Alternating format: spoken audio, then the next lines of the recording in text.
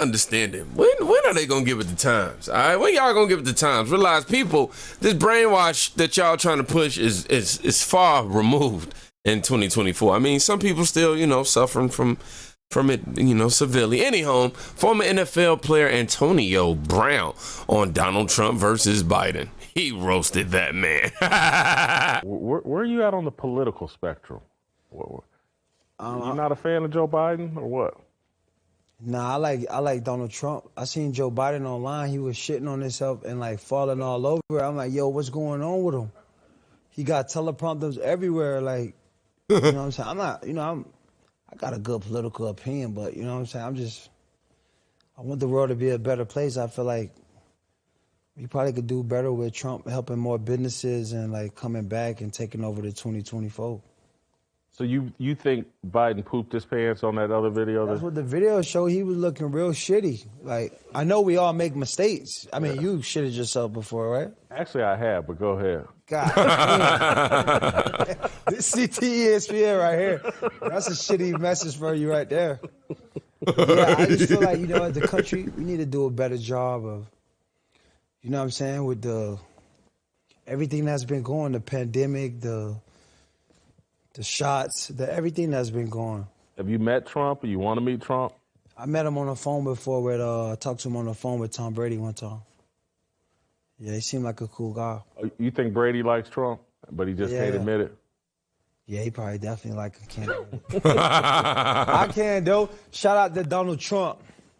You know what I mean? On the president's election, I might be coming to one of his inaugurations to the speech, hear you. I may be coming to one of the speeches. Maybe we should. We should go to Mar-a-Lago and kick it. They throw Let's great go, parties. man. We'll be the niggas of the day for that. That'd be a good segment for us, man. On Phillies, me and Jason Whitlock, niggas of the day at the Trump inauguration. Maybe we should shit our pants. We should get real shitty. I'm gonna go to one of Trump's inaugurations. That took me out. I ain't gonna lie though, I'm trying to go to the inauguration, not just, I mean, sure, if he can get a couple of them, a couple more, I'm with it, but you know, as fate would have it, I don't think that's gonna be possible. But oh my gosh, somebody put in a comment, if he takes a shit, you must have quit. What? At least Antonio gets it. At least AB gets it. He's speaking the truth. He, you know, talked about how Trump is just generally better for the company, for the country. I said company, and he spoke on that by saying, I mean, he elaborated on that by saying how it will help businesses and, you know, just help the people. He also hinted at that, you know, that jab. I don't want to say it, but he also hinted at that. And I would just like to say that he's correct. But as of late, a lot of people are coming out, a lot of black entertainers at that, a lot of men, black men are coming out in their support and showing their support for Donald Trump. And we've been seeing this sort of awkward pull on the left to try to convince everybody that it's not happening. When in fact, bro, it's just boom, boom, boom, in your face. However, I would like to say this again like I would say for anybody. Do not place your political beliefs just on entertainer that you love so much. Don't hold so much value into that. Make sure you do your own research. Make sure you do your due diligence and actually gain an understanding for what you are looking for in terms of policy, even if you have a very vague understanding. And that's the thing about this channel here. I'm not somebody who's very well versed in politics. You know that obviously by the shit that I say and the shit that I don't say. Even just my lingo and how I observe what I observe. And I think that's what I try to bridge the gap with people who don't care about politics and people who are really into it. I'm kind of like right there in the middle. Somebody who's like, I'm just trying to make sure I'm aware enough to know what's going on. And also educate some people and also bring them into what's really happening around us in the world. And what's really happening is the tide is turning. Another horse race coming up in November. Trump versus Biden. Who's your money on? Trump, Trump, Trump, Trump. Let's go Trump. Why do you like Trump? I'm sick of Biden comics. I'm really, really drunk, I think. Trump, he like to do what he like to do. He like The Rock how he like The Rock. He got an attitude problem, and I love it. Donald Trump, baby! What do you like about Donald Trump? He can actually, like, think correctly. Trump's sprinting across the finish line, and Biden can barely crawl. I am a Biden supporter. What does he believe? A lot of things that are good. If Joe Biden was a horse, which one would he be? He could be an ass, but I don't want to insult the ass. What a disgusting assertion. What issues in this country you think are the most important? Cost, groceries. We're pissing Russia off and we need to stop. Gas prices are $4 an hour. Not really. What's going on these college campuses? Spoiled, entitled kids. If you're not happy, leave. We got encampments there. Looks like the streets of San Francisco. That's not a big thing, okay? What do you want to tell Jesse Waters? I'm fantastic at a party. Don't bet all on one horse. I seen him here a couple years ago. He acted like he liked me. He loves you. Let's not get too gay with it. Not that there's anything wrong with that! All right, let's do $100 on Mystic Dan. Here we go. Come on! Oh! Yeah! Now, that was on the lighter side of things, especially right there at the end. What the hell was going on? I mean, obviously horse racing, but yeah, I could have lived without seeing that. Anyhow, we're gonna get to the heart of this all. This is a clip that we previously shared on this channel, but for context, for the sake of understanding that the tide is turning, especially in the black community, especially with black males, not necessarily an entertainer in this case, but just hear from somebody in Chicago speaking about how Democrats, look, we tried y'all way. It ain't working. Why do you think they're doing this? Why would they be bringing in these tens of thousands of people, 20 buses a day, 1,000 more per day? Why would they be doing this? And what's your message? The only reason that I can see that they would be doing this is to replace us. And we say Trump 2024 because Trump is the only one who's going to do something about this and partner with all of America. This is where all of America has got to come together and put a stop to this. We have to send these people back where they come from, or this is going to explode violently.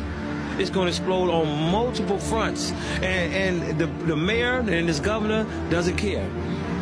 And since they doesn't care, then we must go red. We must link up with all of America, and we care, and we have to do something about it.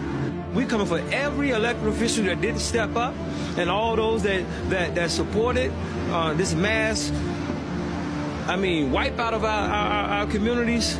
We coming for you. By the time Trump gets ready to run in November, Chicago is gonna look like a sea of red. When that Democratic National Convention get here, you're going to see so many red T-shirts that you're going to think you're in Texas.